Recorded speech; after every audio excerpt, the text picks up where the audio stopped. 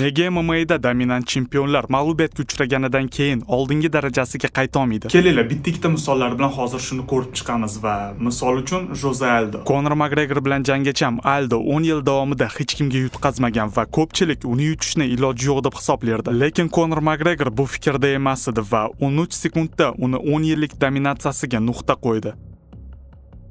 Ikkinchi misol esa Cody Garbrandt. O'z vaqtida Dillashaw bilan jangacham prof karyerasida bitta ham mag'lubiyati bo'lmagan va fenomenal footwork egasi bo'lgan. Lekin Dillashaw bilan jangdagi nokautda uni yengilmas jangchi aurasini olib qo'ydi va oxirgi 11 ta jangidan 7 tasida mag'lubiyatga uchradi. Nimaga shunaqa bo'larkan deb hech o'ylab ko'rganmisiz? Bu narsaga Justin Gaethje yaqinda juda yaxshi javob berdi. U Tony Ferguson bilan jangini misol qildi. Justin Tony bilan jangdan keyin Tonyni o'ziga bo'lgan ishonchini emas, odamlar Tonyni qanaqa qabul qilishini o'zgartirdi. Ya'ni agar eski raqiblari jangdan oldin mag'lubiyatiga tayyor bo'lib chiqqan bo'lsa, Justinning g'alabasidan keyin odamlar Tony Fergusonni ham oddiy odam va mana buni mag'lubiyatga uchrata olaman deb chiqishni boshlagan. Va uni karyerasi oldingidaqa bo'lmagan. Nima deb o'ylaysiz? Hamza Chimayev va Ilia Topuria bunaqa mag'lubiyatdan keyin g'alabali seriyalariga qayta oladimi yoki ularni ham Tony va Aldoni yo'li kutmoqdami?